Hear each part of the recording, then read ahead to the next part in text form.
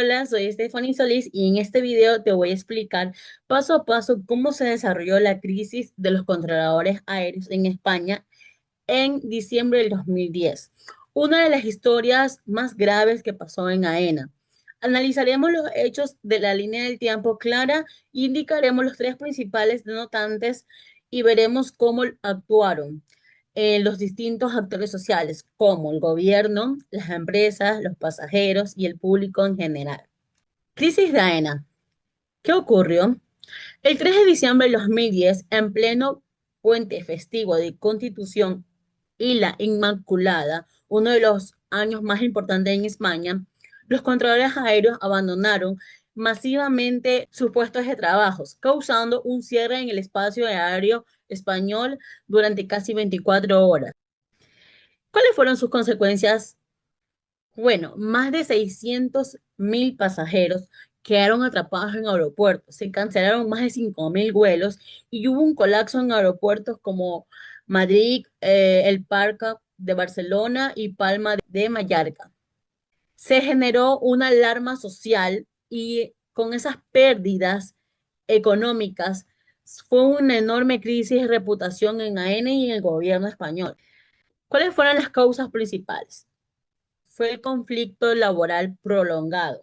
Los controladores aéreos, funcionarios con salarios elevados y horario exigente, llevaban meses enfrentando al gobierno por cambios de jornadas laborales, control médico, jubilación anticipada. AENA había endurecido el control sobre sus turnos y bajas laborables. Una nueva regulación fue el gobierno de José Luis Rodríguez Zapatero, que publicó en Real Decreto, que alteraba las condiciones laborales sin negociación previa. Esto provocó la reacción inmediata y radical de los controladores. Abandono masivo del puesto, pues los controladores alegaron estar indiscapacitados médicamente para no trabajar. No fue una huelga legal, sino una retirada coordinada, calificada por el gobierno como abandono deliberado en sus funcionarios. En una línea del tiempo tenemos fechas claves. 3 de diciembre comienza el abandono de los puestos de los controladores aéreos en la AENA y el cierre de espacio aéreo. El 4 de diciembre el gobierno decreta estado de alarma por primera vez en democracia y militares teniendo el control tráfico aéreo. El 5 de diciembre restablece gradualmente el tráfico aéreo y continúan las tensiones. Días siguientes, AENA y el gobierno reciben duras críticas y investigan las responsabilidades legales. En enero del 2011, el tráfico aéreo se restablece poco a poco y se inicia una ofensiva judicial contra los controladores.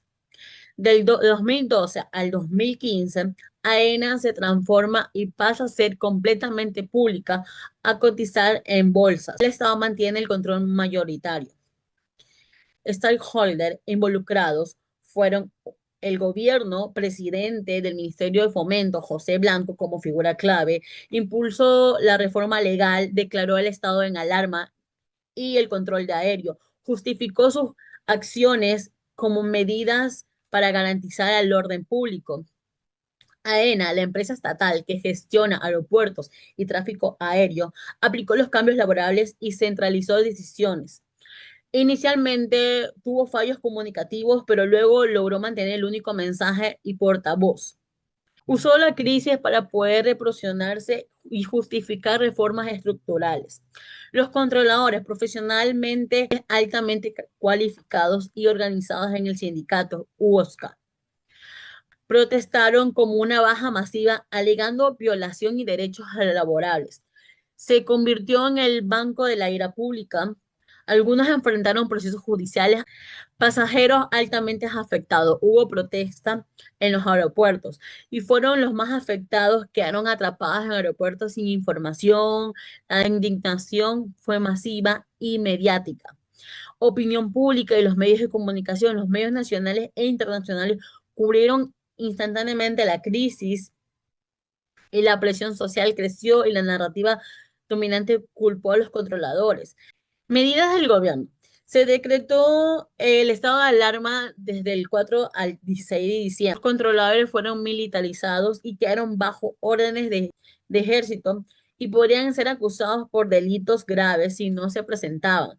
El gobierno logró establecer el tráfico de las crisis y dejó una gran mancha en la imagen del AENA y en el país. Los puntos desencadenantes claves fueron publicaciones inesperadas del Real Decreto que modifica las condiciones laborables, la acumulación de conflictos laborables con los controladores durante el 2010 y el puente festivo de la altísima demanda de vuelos, lo que amplificó el impacto. Uno de los impactos y consecuencias fueron la economía, la reputación, lo político y los procesos judiciales. En la economía, pérdida de millones en la aerolínea, agencias y hoteles y pasajeros. En la reputación, AENA quedó marcado como un símbolo de mala gestión y crisis.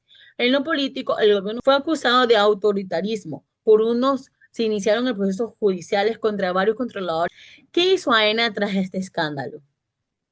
Pues la respuesta al escándalo, AENA implementó una política anticorrupción basada en la tolerancia cero hacia prácticas corruptas. Esta política establece principios de integridad y transparencia para todos los empleadores y promueve sistemas de control y supervisión en las sociedades que participan. En el tráfico aéreo el 5 de diciembre por la mañana, controladores obligados a volver a sus puestos. En los meses siguientes, multas y sanciones, juicios contra muchos controladores, opinión pública muy crítica hacia los controladores y era reflexión crítica en este caso. Esta crisis expuso la fragilidad de los servicios esenciales ante conflictos laborables.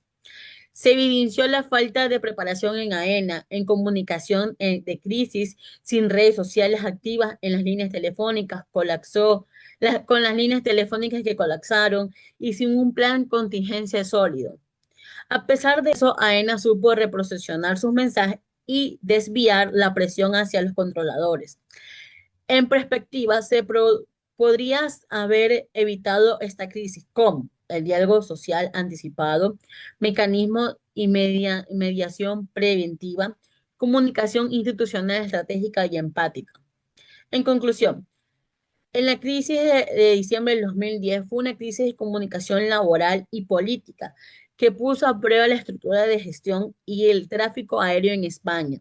Fue también una antesala de reformas más profunda en AENA, incluyendo hacia su privatización parcial en años después. La crisis en AENA no solo cerró los espacios aéreos, abrió una conversación sobre cómo un país debe prepararse a las situaciones críticas, donde los derechos laborables, la seguridad nacional y la gestión de comunicación pública se entrecruzan de forma inevitable. Esta crisis de AENA fue un caso emblemático, no como una reforma mal gestionada, sino una reacción extrema que puede colapsar todo un país. Sirve como lección para la crisis y la comunicación en relaciones laborales. Gracias por este video. Pero se preguntarán, ¿qué es AENA? ¿O qué es el Puente de la Constitución? AENA es una entidad pública empresarial encargada de la actividad de gestión aeroportuaria, con el objetivo de gestionar los aeropuertos civiles de interés general y de las instalaciones y redes de ayuda a la navegación aérea. Mientras que el Puente de la Constitución se da en honor a las jornadas de descanso durante el mes de diciembre, considerándose así un día festivo, hace más de 40 años en España. Ahora, ¿cómo se relaciona AENA con la crisis de los controladores? Pues, en el 2010, el operador estatal aeroportuario español atravesó una crisis por conflictos internos entre sus empleados y los directivos de la compañía, en donde los entes gubernamentales estaban inmersos. Esto se dio tras la aprobación del decreto de ley el 3 de diciembre del 2010, donde se discutía la interpretación de las 1.670 horas de trabajo, en la cual los controladores consideraban que las horas sindicales, guardias, licencias, las bajas por incapacidad laboral y reducciones de jornada deben incluirse en este conteo de horas, mientras que el gobierno defiende que no. Finalmente, fue aprobado un nuevo decreto, la cual desató el paro de los controladores aéreos españoles, ¿Quién es él?